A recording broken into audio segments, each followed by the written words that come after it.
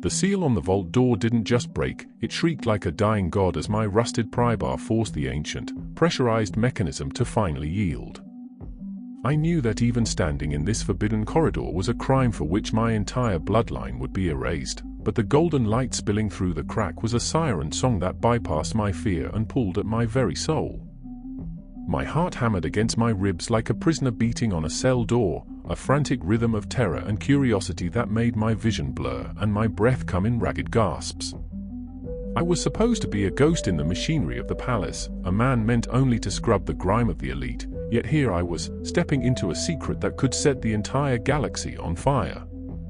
As the door swung wide on hinges that hadn't moved in 10,000 years, the scent of ancient mountain flowers, a smell that should be impossible miles beneath the scorched crust of Terra, hit me like a physical blow. My name is Loman, and I am a man of shadows. For 40 years, I have been a sanitation worker in the subterranean gut of the Imperial Palace, a labyrinth of stone and steel so vast that even the cartographers have forgotten half of its reaches. I have spent my life cleaning the blood of failed experiments from the floors of the biolabs and scrubbing the black soot of engine stress from the corridors leading to the teleportation decks. I am a nothing, a speck of dust in the eye of the Imperium, a man so low in the hierarchy of the Emperor's domain that even the golden armored guardians do not deign to look at me as they pass. But this sector, Sector 0 Prime, was different. It was a place of absolute, crushing silence, preserved in a vacuum of shame and deliberate forgetfulness. The air here was heavy, not with the smell of recycled oxygen and ozone, but with the weight of ages, thick with the scent of dried parchment and the lingering psychic residue of a tragedy that had been carefully edited out of our history.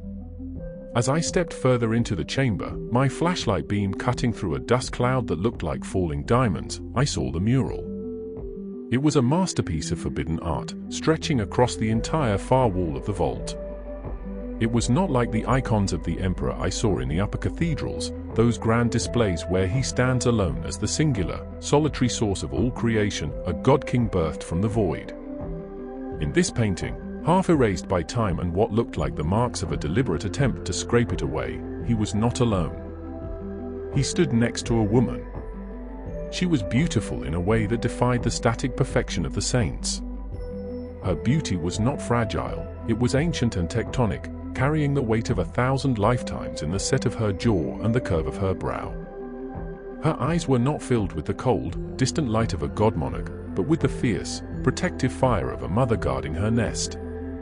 They stood together, their hands almost touching, over a series of 20 glowing gestation pods. The pods were translucent, revealing the tiny, curled forms of the Primarch infants within, each one a seed of a future legion. And the way the Emperor and this woman looked at each other, it wasn't the look of a master and a servant, or a creator and his tool. It was the look of equals. It was a partnership of souls. I sank to my knees, the cold stone of the floor biting through my thin coveralls. I looked at the mop bucket at my side, filled with grey, soapy suds, and felt a sudden, hysterical urge to laugh. I was a man who spent his days cleaning up the messes of the present, yet I had stumbled into the original mess of the past. I had been taught, as all loyal citizens are, that the Primarks were forged from the Emperor's will alone, birthed from his genius in the fires of a lonely laboratory. But the mural told a different story. It whispered of a second genetic strand, a maternal bridge that had allowed the Emperor's raw, terrifying power to be housed in vessels of flesh and bone. There was a mother. Her name was etched in a language that predated the High Gothic of our age, a script that seemed to vibrate with its own inner light, Erda. The discovery felt like a physical weight pressing down on my shoulders, making it hard to draw air into my lungs. I realized then that the great tragedy of our age, the scattering of the Primarchs across the stars, was built on a foundation of lies. We were told that a demon of the warp had breached the palace wards and stolen the infants away in a fit of chaotic malice. But as I traced the faded lines of the mural with my trembling, dirty fingers, the psychic echoes of the room told a different story.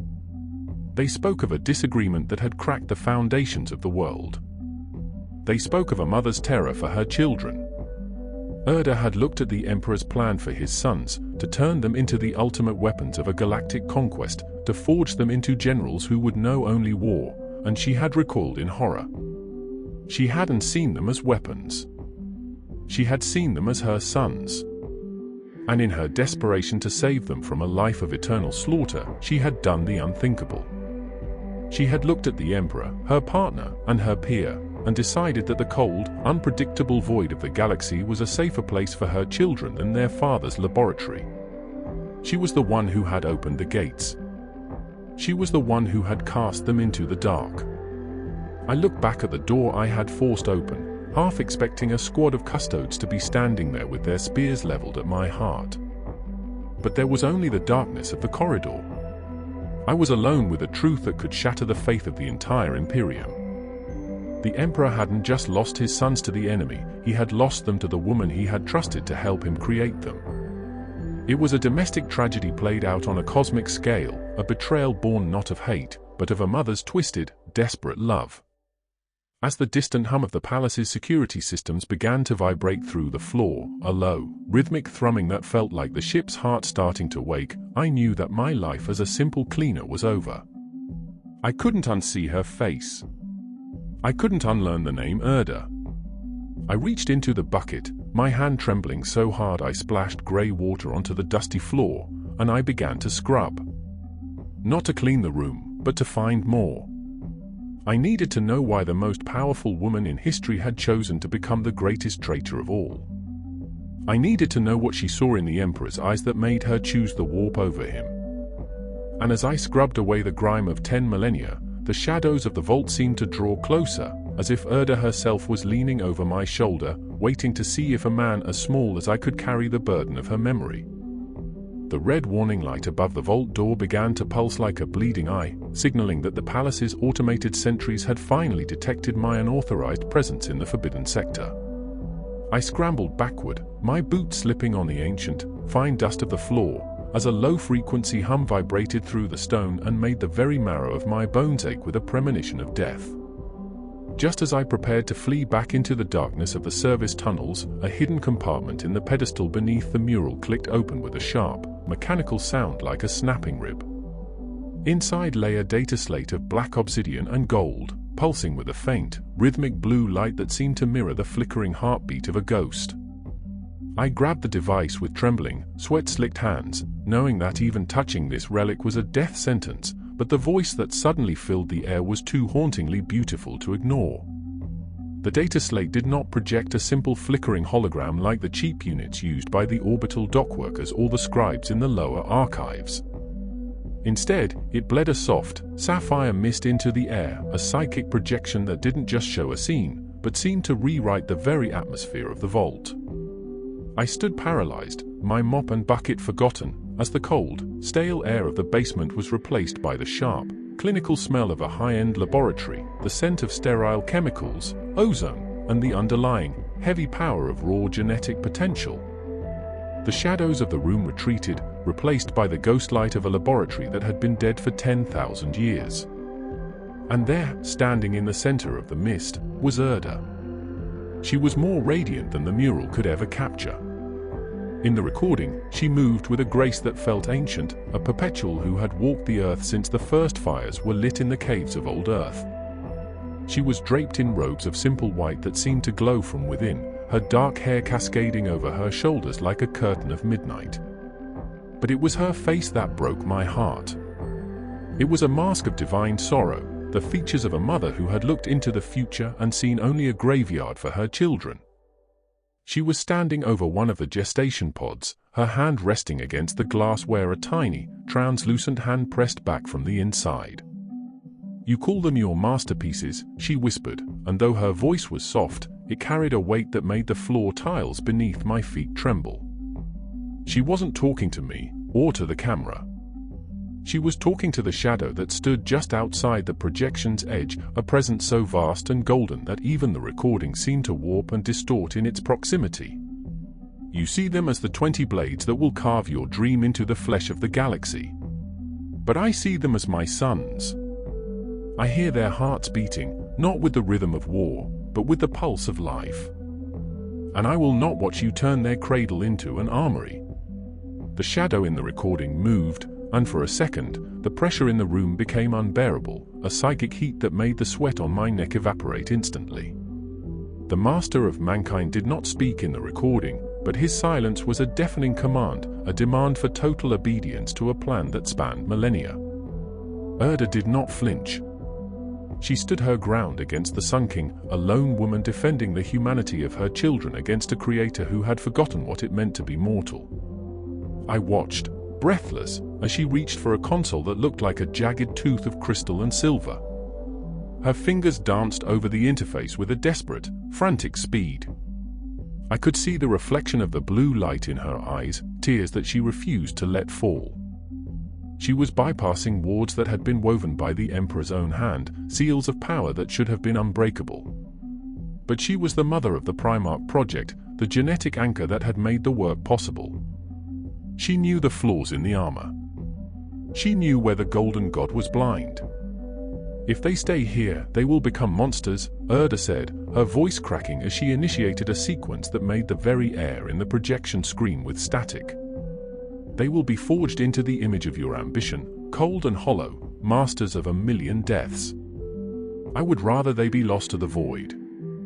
I would rather they grow up on 1,000 different worlds, under 1,000 different suns, away from your shadow. Even if I never see them again, even if they hate me for what I have done, they will be free to be men before they are made into gods."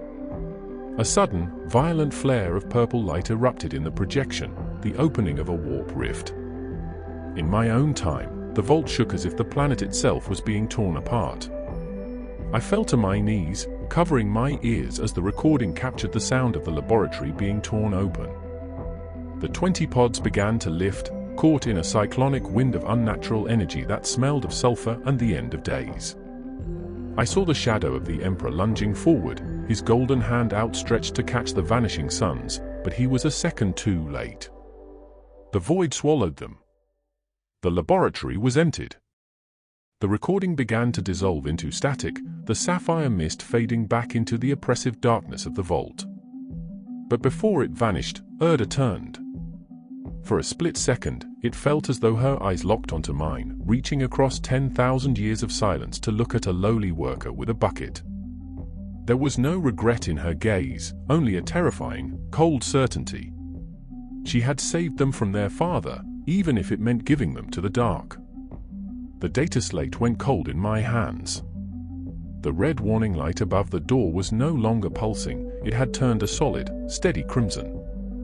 The hum of the sentry servitors was closer now, the rhythmic clicking of their metallic limbs echoing in the corridor outside. I had no time to process what I had seen. I had just witnessed the moment the galaxy was broken, the moment the Great Crusade was doomed before it had even begun.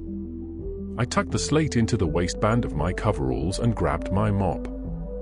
I was a dead man either way, but as I stood to face the approaching shadows, I realized that I wasn't just a cleaner anymore. I was the keeper of a mother's secret. And Erda's fire was now burning in me. The heavy hydraulic locks of the vault door shrieked as they were forcibly overridden, a sound like a wounded beast that signaled the end of my life.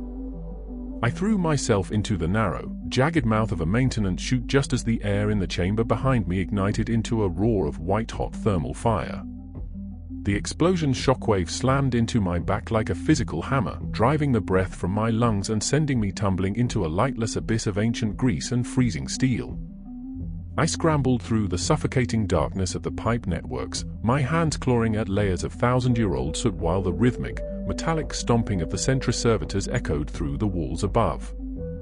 Every frantic heartbeat was a countdown to my discovery, a pulsing reminder that the Imperial Palace does not forgive those who stumble upon the sins of its creators.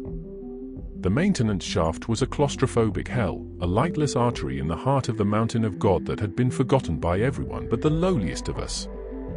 The air here was thin and bitter, tasting of ozone, copper, and the chemical musk of the palace's ancient cooling systems. As I crawled, the data slate pressed against my thigh like a cold, obsidian heart, its weight feeling like a planet's worth of forbidden history. I could almost feel the psychic echoes of the recording I had just witnessed, the image of the mother, Erda, and her act of defiance against the Emperor. It was a poison in my mind, a realization that the golden world above was built upon a foundation of domestic tragedy and a mother's desperate flight into the dark. The sounds of pursuit were never far behind, a constant reminder that the palace was a living organism designed to hunt and consume anything that did not belong. I could hear the grinding of mechanical joints and the low, guttering growls of the vox grills as the servitors communicated in their clipped, binary tongue, a language of pure logic that had no room for mercy. They weren't just searching for a thief, they were sanitizing a leak.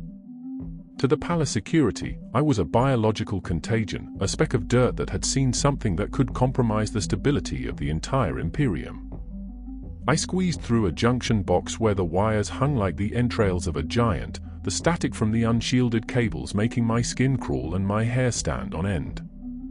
Every inch of movement was a battle against the machinery, the sharp edges of the conduits tearing at my coveralls and leaving long, shallow gashes in my skin that bled in the dark. Eventually, I reached the Vena Cava, the massive, thunderous plumbing hub that drained the waste and cooling fluids from the inner sanctum. The scale of the space was terrifying, a cavernous cathedral of industry where pipes as thick as titans converged, rushing with a roar that was more felt in the bones than heard in the ears. The mist here was a toxic cocktail of chemical runoff and grey water, obscuring everything beyond a few meters in a hazy, poisonous veil. I clung to a rusted catwalk that shivered with every pulse of the ship-sized pumps, my flashlight flickering and finally dying as the electromagnetic interference from the machinery nearby intensified. The palace above me felt like a crushing weight, billions of tons of stone and gold and history pressing down on this one small, shivering man. In the dim, pulsing red light of the emergency beacons, I looked at the data slate one more time. I was just Loman, a man who cleaned floors and emptied bins. I wasn't a rebel, or a spy, or a hero of the Chronicles. I was a man who had seen the face of the mother of the Primarch project, and in doing so, I had become a walking heresy. The weight of it was crushing me more than the gravity of the palace ever could. Erda had chosen to scatter her sons to the winds to save them from a father's ambition, and now, I was scattering myself into the dark to save her memory from the Emperor's silence. I felt a strange kinship with her in that moment, a shared understanding that some truths are so heavy they can only be carried in the shadows. A sudden beam of surgical white light cut through the mist from the catwalk above, sharp and unforgiving. I froze, my breath hitching in my throat as a shadow loomed over the railing. It wasn't a servitor this time, the silhouette was too elegant, too terrifyingly human in its proportions.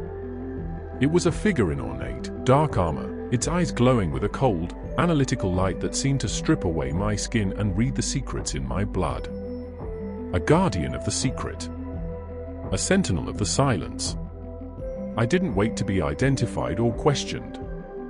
I knew there were no questions for people like me, only the cold finality of an executioner's blade. I vaulted over the railing, plummeting into the rushing, freezing torrent of the main waistline, choosing the uncertainty of the abyss over the certain death of the light. As the freezing liquid swallowed me and pulled me into the lightless tunnels below the world, my last thought was of Erda's eyes, the eyes of a mother who knew that the only way to save something precious is to throw it away into the dark. The freezing, toxic current of the waistline spat me out like a chewed-up bone, dumping my bruised body onto a bank of slick, black sludge that smelled of ancient decay and chemical runoff. I gagged as I clawed my way out of the frothing soup, my lungs burning with fumes that tasted of copper and forgotten sins, my skin stinging from contact with fluids that had cooled the reactors of a god.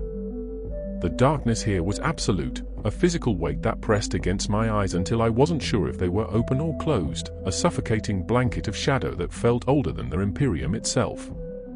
Above me, the roar of the great machines had faded to a distant, geological rumble, replaced by the terrifying silence of the deepest roots of the world. I had survived the fall from the Emperor's light, only to land in the graveyard of his dreams, a place so deep in the crust of Terra that even the astronomers of the surface had forgotten it existed.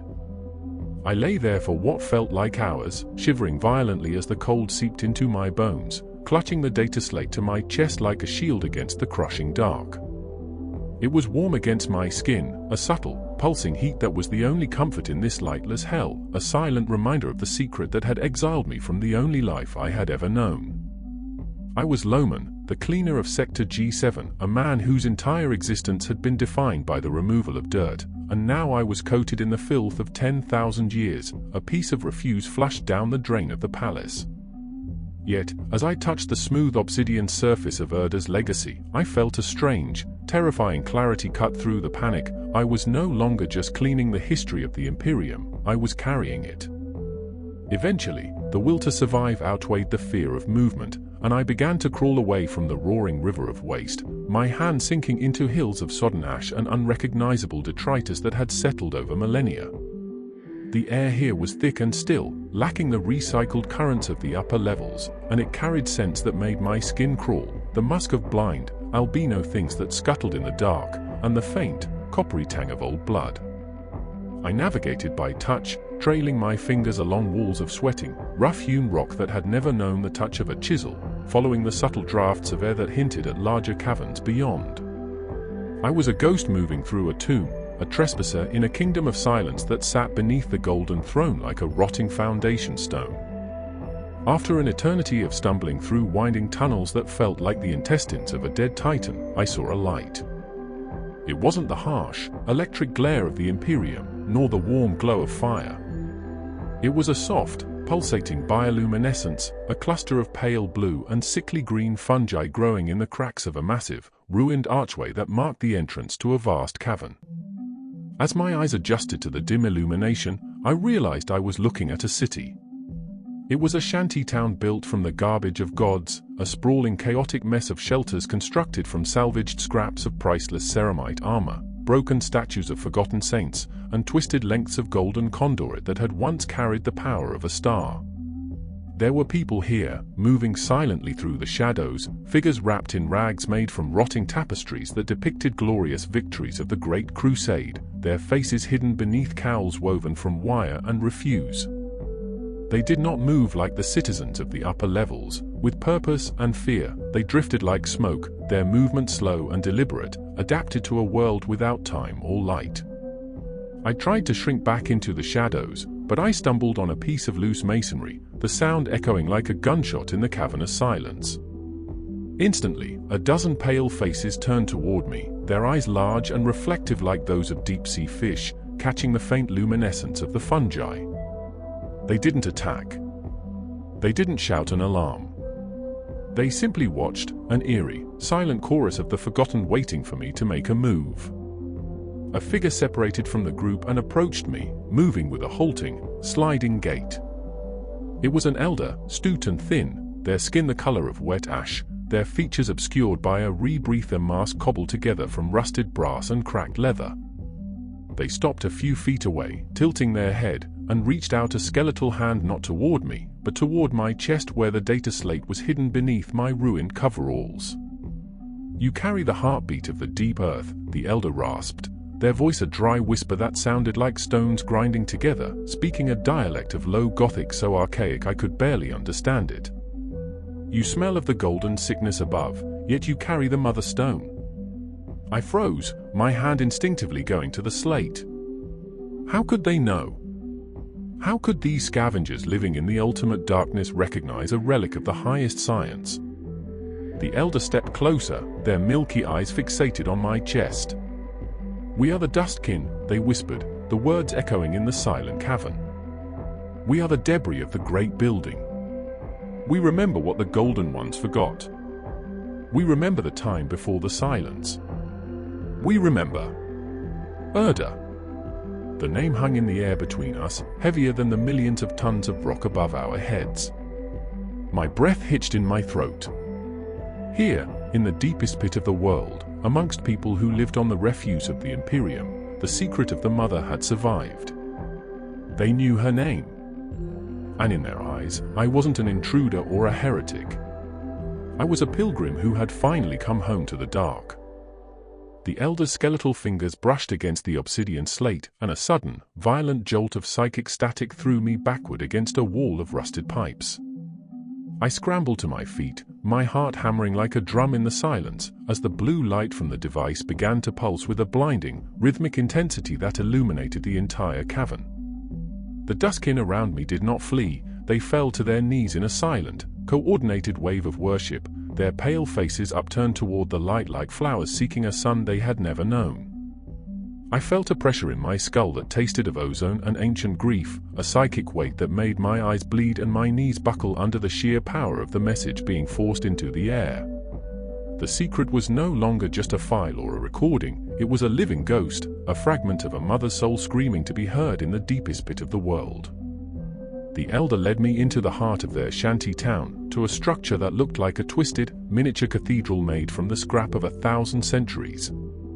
At its center sat a device that shouldn't have existed, a jury-rigged interface made from scavenged logic engines, copper wiring, and what looked like a stolen fragment of a Primarks incubation tank. The machine hummed with a low, dangerous vibration that made the air shimmer with heat haze, smelling of industrial incense and the sharp, clean scent of high-grade machine oil. It was a womb machine, a piece of forbidden technology that the Dustkin had kept alive through generations of ritual and sacrifice, waiting for the return of the mother's voice. They placed the obsidian slate into a waiting socket of silver wire, and the cavern was instantly transformed into a theater of ghosts. This second layer of the recording was not a visual feed, but a sensory immersion that bypassed my eyes and spoke directly to my nervous system. I didn't just see Erda, I felt the cold, clinical air of the Himalayan laboratory on my skin and the crushing weight of the Emperor's presence standing just outside the door. I felt the vibration of 20 tiny, psychic pulses beating in perfect unison, the Primarch infants, each one a son waiting to be born, each one a weapon waiting to be aimed. And through it all, I felt Erda's love, a fierce, suffocating protective instinct that was being slowly ground into dust by the cold, binary logic of the master of mankind. She saw them not as the saviors of a species, but as the executioners of its soul, and that realization was a poison that had finally reached its breaking point. He calls it the Great Crusade, Erda's voice whispered in my mind, echoing with the hollowness of a woman who has already accepted her own death. He tells me that the galaxy is a jungle and that our suns must be the fire that clears the path for humanity. But I have seen the fire he speaks of, and it does not stop at the edges of the jungle, it consumes the home as well. The projection shifted, showing the golden gestation pods being prepared for induction, a process that would strip away their childhoods and replace them with the tactical simulations of 1,000 wars before they could even speak. The Emperor was not just making generals, he was lobotomizing their potential for peace, ensuring they could only ever be instruments of slaughter. I saw Erda's hand hover over the release protocols, the very moment before she cast them into the warp. Her internal struggle was a storm of fire and ice, the fear of the demons that waited in the void versus the certainty of the monsters they would become if they stayed. She knew that by scattering them, she was condemning many of them to suffering, to madness, and to the influence of the very powers she sought to avoid. But in her mind, a chance at a different life, even a broken one, was better than the cold perfection of the Emperor's cage. She chose a messy, human chaos over a sterile, golden tyranny. As the projection reached its climax, I saw the 20 pods vanish into a vortex of purple fire, and the look on Erda's face was not one of triumph, but of total, soul-shattering loss. She had saved them from their father, but she had lost them to the galaxy, and the silence that followed in the laboratory was the loudest sound I had ever heard. The Emperor entered the frame then, and for a fleeting second, I saw his mask of divine calm slip. There was no anger in his eyes, there was only a terrifying, calculated adjustment of plans, a cold realization that his tools had been scattered and he would now have to spend 10,000 years reclaiming them from the dirt. The machine hissed and went dark, the sapphire mist receding into the obsidian slate with a sound like a fading sigh. I stood in the center of the Dustkin shrine, my hands trembling and my vision blurred by tears I didn't remember shedding. I was a lowly sanitation worker, a man who dealt in the refuse of the present, but I had just been given the heaviest burden in the history of the species. I knew why the scattering happened. I knew that the Great Crusade was born from a broken home. And as the elder reached out to touch my shoulder with a hand that felt like dry parchment, I realized that the palace guards above were no longer my greatest fear. The truth was far more dangerous than any thermal cannon or power sword. The rhythmic, heavy vibration of power-armored boots finally reached the cavern floor, a mechanical pulse that signaled the end of my short life as a heretic. I stood alone in the center of the Duskin scrap shrine, the obsidian slate cold and heavy against my chest, while the last of the cave dwellers vanished into the lightless cracks of the earth like mist before a rising sun. The shadows of the cavern were suddenly torn apart by the blinding, surgical white of searchlights, beams so powerful they seemed to strip the very skin from my bones and leave me naked before the Emperor's judgment. I didn't run, for there was nowhere left to go in the roots of a world that had already disowned me, and my legs felt as though they had turned to leaden pillars of salt. I was a man who had seen the beginning of the Great Crusade's rot, and I knew with a terrifying clarity that the only reward for such knowledge was a nameless grave in the dark. The figures that emerged from the green chemical haze were not the mindless servitors I had fled before, but the elite guardians of the palace's deepest secrets. They moved with a predatory, liquid grace that made the massive Terminator armor they wore seem as light as silk, their ornate golden plating reflecting the dim bioluminescence of the fungi in a way that looked like shifting blood.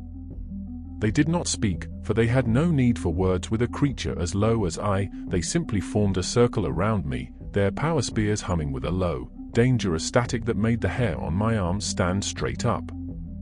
The air became thick with the scent of ozone and incense, the atmospheric pressure rising until my ears popped and my vision began to swim with dark spots. I looked up into the blank, expressionless visages of their helmets and realized that to them, I wasn't even a criminal, I was merely a biological error that needed to be purged. "The mother is forgotten," a voice boomed, not from a throat, but directly into the center of my mind, a psychic command that made me drop to my knees in the sludge.